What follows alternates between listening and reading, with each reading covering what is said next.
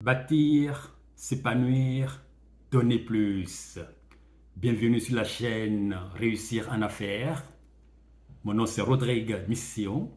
Aujourd'hui, nous allons parler de la deuxième chapitre du livre de Napoléon Hill, Réfléchir et devenir riche. Ce deuxième chapitre est celui de la foi. La foi est un élément fondamental dans la marche vers le succès. La marche vers la réalisation du désir ardent doit être soutenue par le principe de la foi. J'avais déjà fait une vidéo sur le chapitre du désir. Vous pouvez aller le regarder. J'ai mis un lien dans la description. Ici, je vais expliquer comment maintenir ce désir grâce à la foi. Il faut considérer la foi comme étant ton copilote absolu pour ta marche vers ton but.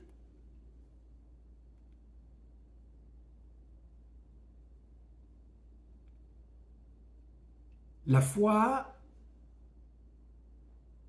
il ne s'agit pas d'une foi que je vais dire comme étant la foi que tout le monde connaît, la foi dans une religion, la foi, euh, peu, peu importe la nature de la foi, cette foi est avant tout en toi-même, dans ta personne.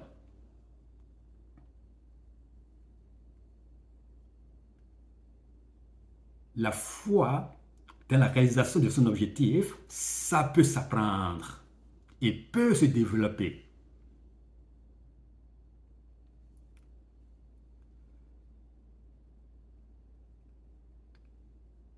Lorsque nous avons un objectif défini, écrit, supporté par un plan, il arrive que qu'on se heurte à des obstacles, à des moments euh, qui nous poussent à douter.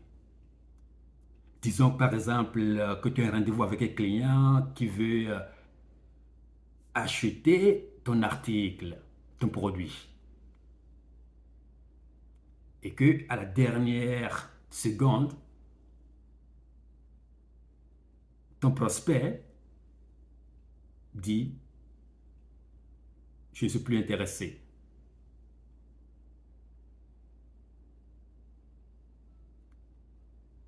Une telle situation va décourager la personne. Comme entrepreneur, ça va te décourager sur le coup. Mais au contraire, dis-toi que c'est une pierre angulaire, c'est une étape qui va consolider en toi ta propre foi que ton objectif va se réaliser. Le fait que un prospect, un client t'a dit non, ne veut pas dire la fin de réalisation de ton désir et que ton désir ne va pas se réaliser. C'est juste une étape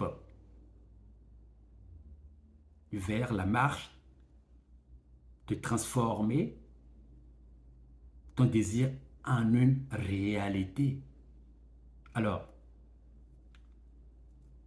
oui, il peut y avoir des moments difficiles, mais tu dois te dire que tu as des indicateurs de performance, tu as les pulses qui vont te dire si tu es dans la bonne direction ou pas. Si par exemple tel chemin, tel processus vaut la peine euh, euh, d'être poursuivi, ou bien encore s'il faut l'ajuster, tu as les puces, tu as les indicateurs.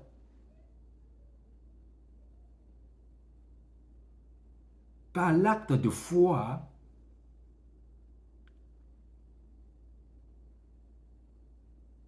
tu poursuis ton chemin, peu importe les circonstances, parce que tu as les variables que tu peux contrôler sur la route, sur ton chemin. Je vais donner un exemple bref. Moi, quand j'ai commencé à vendre sur Amazon, il y a quelques années, Amazon, c'est le plus gros marché en ligne qui permet de vendre différentes sortes d'articles à travers le monde entier. Quand moi j'ai commencé, il y a bientôt 3 ans, oui, j'étais tout seul, mais j'avais des indicateurs de, de performance qui me permettaient à calibrer, à ajuster mes campagnes de marketing, à décider si tel article vaut la peine d'être listé, d'être mis en vente, par exemple, sur Amazon. J'avais mes indicateurs de performance. J'avais eu les statistiques de vente réalisées par d'autres personnes et qui me permettaient de décider en fonction du résultat de mes propres campagnes de marketing, ça valait la peine de continuer ou pas de vendre tel produit encore. Il est clair qu'au début, on navigue un peu dans le vide, qu'on qu'on ne sait pas comment ça marche. C'est valable dans toutes choses. Au début, on ne sait pas si ça a marché ou pas. On ne sait pas. Mais la foi te dit que tu dois continuer. Ma première vente sur Amazon, c'était une surprise et en même temps un moment magique. Honnêtement, je ne savais pas si ça allait venir ou pas, cette première vente. Un soir, j'étais sur le point d'aller dormir. Je jette un dernier coup d'œil sur mon téléphone avant de l'éteindre.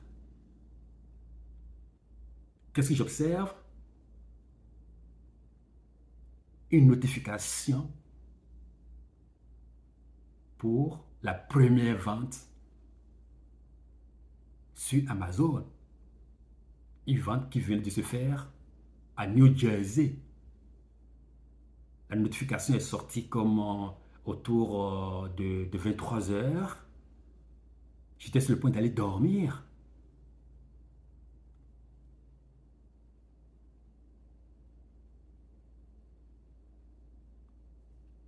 Oui, je ne sais pas si j'allais faire des ventes ou pas.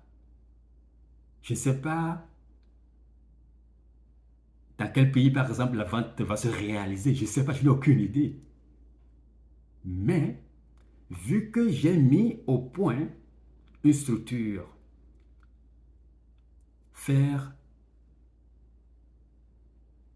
avoir le bon produit, faire le bon listing,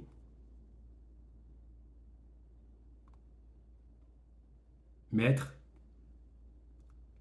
une campagne de marketing adéquate, que ce soit sur les réseaux sociaux,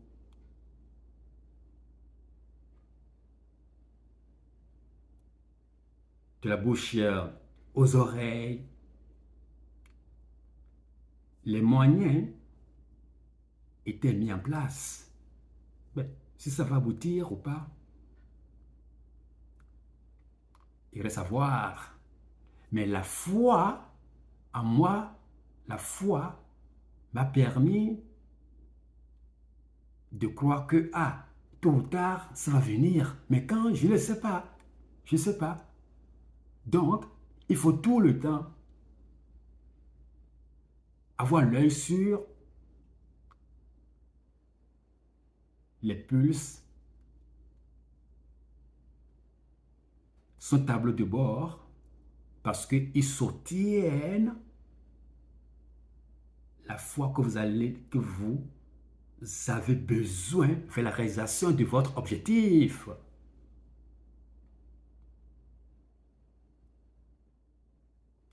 Je vais faire allusion à Steve Jobs.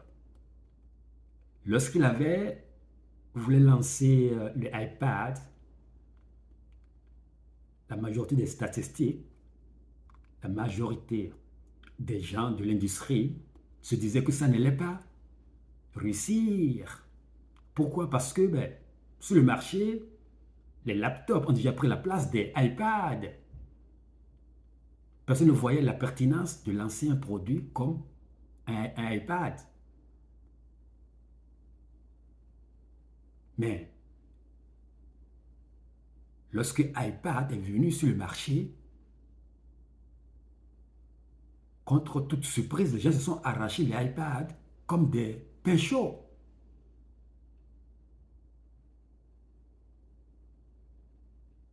iPad est devenu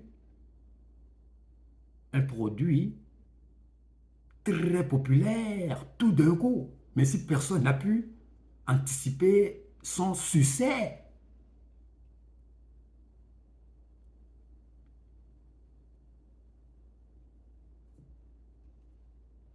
de la même lignée,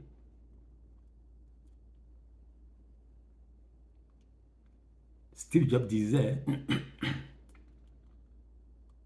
un produit, quand tu le mets sur le marché, quand va-t-on avoir la première vente? Est-ce qu'on va réussir le lancement? Au début, tu ne sais pas. Par contre, une fois que les premières ventes ont commencé à se faire,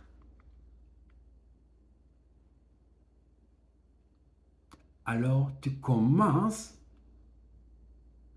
à mettre au point des stratégies encore plus peaufinées, encore plus ajustées, qui vont permettre d'accélérer encore plus la vente. Donc,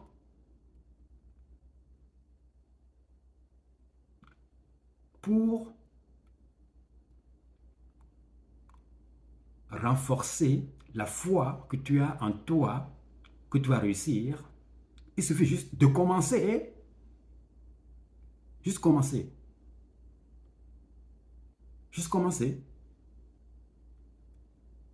Une fois que tu commences, tu surveilles les indicateurs et avec les premières données que tu vas commencer par recueillir, tu commences à bâtir un plan encore plus peaufiné en reculant vers l'arrière. Parce que tes premiers résultats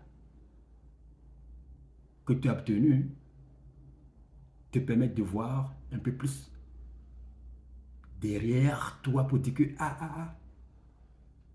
telle affaire que j'avais fait mérite d'être revue. Parce que les premiers indicateurs que tu as reçus, grâce à la patience, grâce à la mise sur le marché, t'ont montré que, ah, oui, telle stratégie va fonctionner. Alors,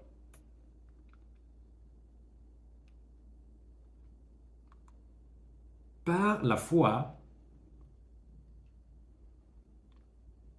on a des indicateurs que l'on se donne et en même temps, nous pouvons renforcer la foi par des répétitions. Les répétitions de, pas juste de nos affirmations, mais aussi la répétition de notre stratégie.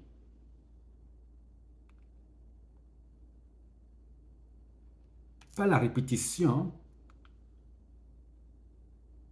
tu dois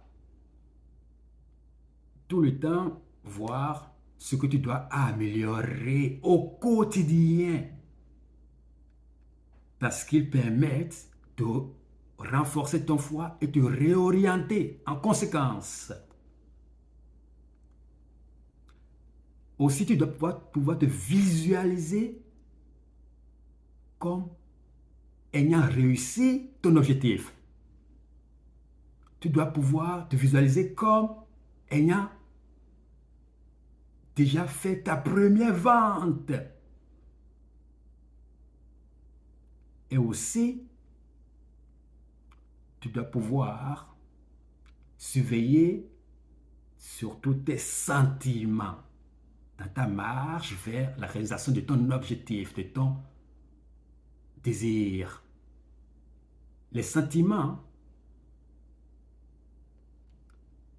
comme sentiments de haine, de jalousie, de peur, de mépris, tu dois pouvoir rester loin et surveiller toi-même pour ne pas avoir ce genre de sentiments lorsque tu es en train de faire la marche vers ton but ultime. Pourquoi? Parce que ces sentiments créent une disconnexion de ta foi que tu as en toi. Ils coupent ta foi, ces sentiments-là. Quand tu es animé par la peur, tu seras moins porté à aller voir ce client, ni l'appeler parce que tu es animé par le sentiment de peur. Évidemment, si tu nourris une jalousie envers ton voisin qui est à côté, mais ça va te rogner en toi-même à l'intérieur. Ce qui fait que ton énergie mentale sera orientée ailleurs et non sur ton entreprise et non sur ton but. Donc, nous devons pouvoir surveiller nos sentiments, faire de la visualisation et aussi pratiquer la répétition de notre processus afin de renforcer notre foi pour soutenir ce désir.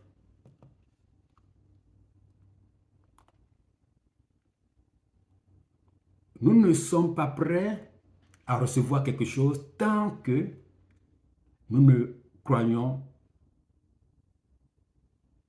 que nous ne pouvons l'acquérir.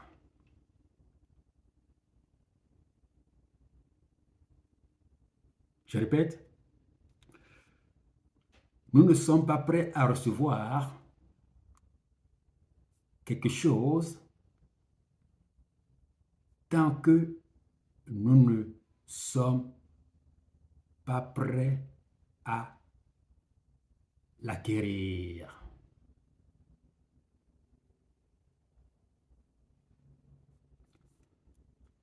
Il faut savoir que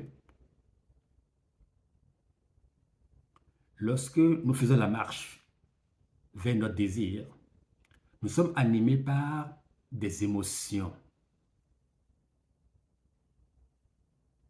Et ces émotions ne doivent pas créer de disconnexion, de déconnexion avec notre but. L'émotion et la pensée nous permettent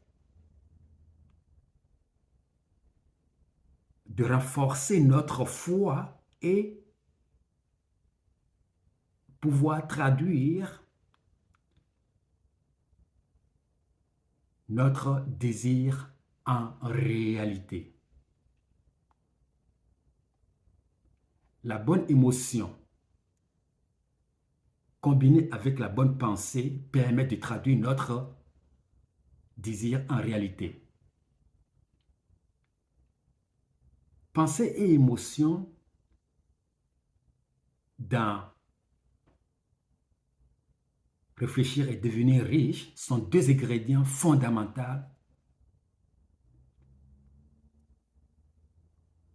qui, lorsqu'ils sont combinés, permettent de se sentir en tout temps en possession déjà. Ces deux ingrédients nous permettent de se sentir en possession déjà de ce que nous désirons.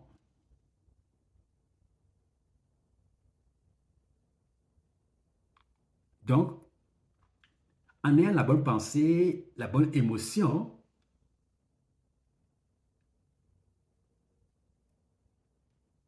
on se sent déjà en possession de notre désir.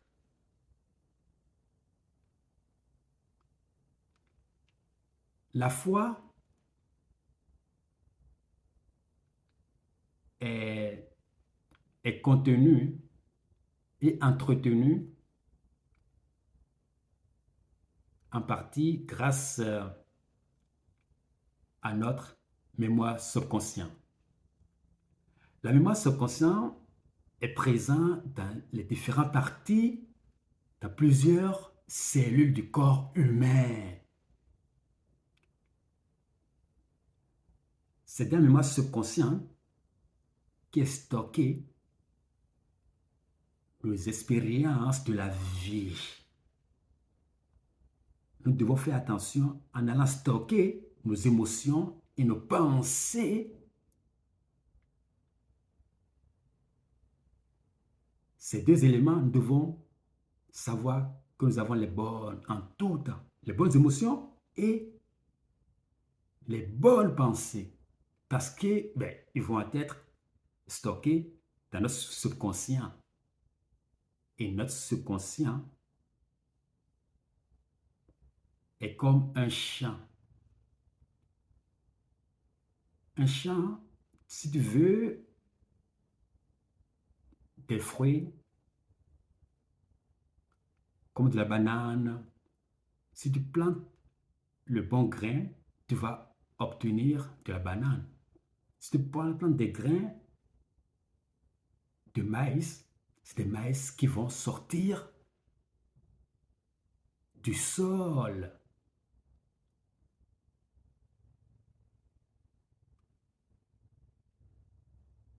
Le subconscient, c'est comme le sol, c'est comme la terre que l'on ensemence. Le subconscient ne distingue pas entre la pensée négative ou la pensée positive. Si tu y plantes la bonne chose, il va te retourner la bonne chose. Le subconscient ne distingue pas entre les impulses négatifs et les impulses négatifs. alors il est bon de planter en tout temps la bonne information, le bon grain dans le subconscient, parce que c'est ce grain-là qui est planté qui va devenir réalité. Le grain qui est planté dans le subconscient, c'est ça qui va jaillir. C'est ça qui va grandir.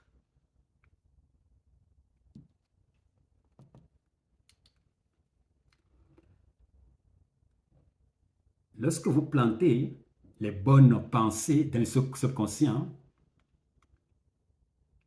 avec les bons sentiments, vous créez une force magnétique.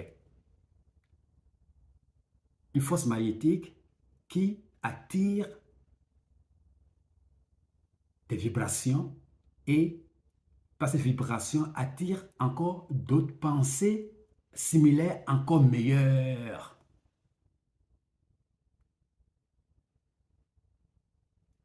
Quand vous plantez la bonne pensée, les bons sentiments dans le subconscient,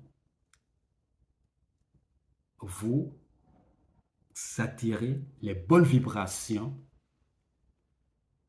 et ces vibrations vont créer des pensées encore similaires et alors vont accélérer votre marche vers votre succès, vers la réalisation de votre idéal. Parce que ces vibrations vont aller attirer des pensées encore meilleures qui vont être plantées, qui vont être en cohésion avec votre existence. Et alors, vous commencez à attirer vers vous les bonnes personnes, des opportunités et le bon environnement.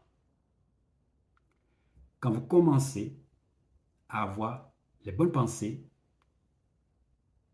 à avoir les bons sentiments, vous commencez à attirer les bonnes personnes, le bon environnement et les opportunités vers vous, ce qui va accélérer votre marche vers votre idéal, ce qui va devenir une réalité beaucoup plus vite. Et en plus,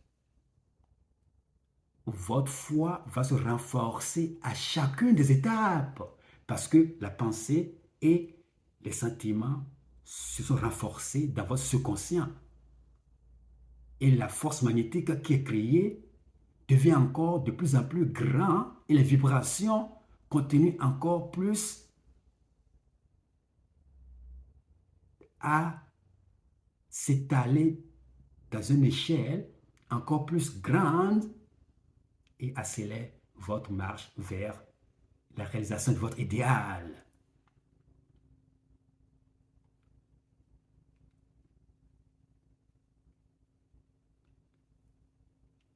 Dans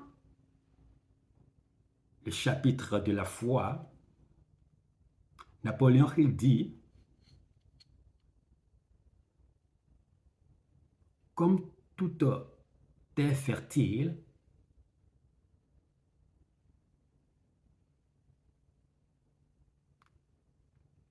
le grain qui va pousser, c'est un grain qui va provenir de l'harmonie que vous avez semée tout le long de votre parcours.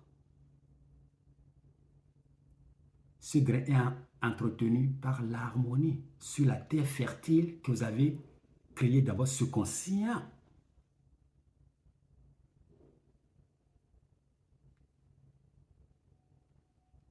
La terre fertile, que vous avez créé dans votre subconscient va germer et porter des fruits qui vont provenir des grains que vous aurez plantés. Et la foi est entretenue de cette manière par la création de cette terre fertile qui est celui de notre subconscient et qui ultimement va conduire à traduire notre rêve en réalité. Merci, j'espère que vous avez aimé cette vidéo. Il y a un lien dans la description qui vous permet d'avoir les grandes lignes de ce chapitre qui porte sur celui de la foi. Prenez soin de vous et puis on se voit très bientôt.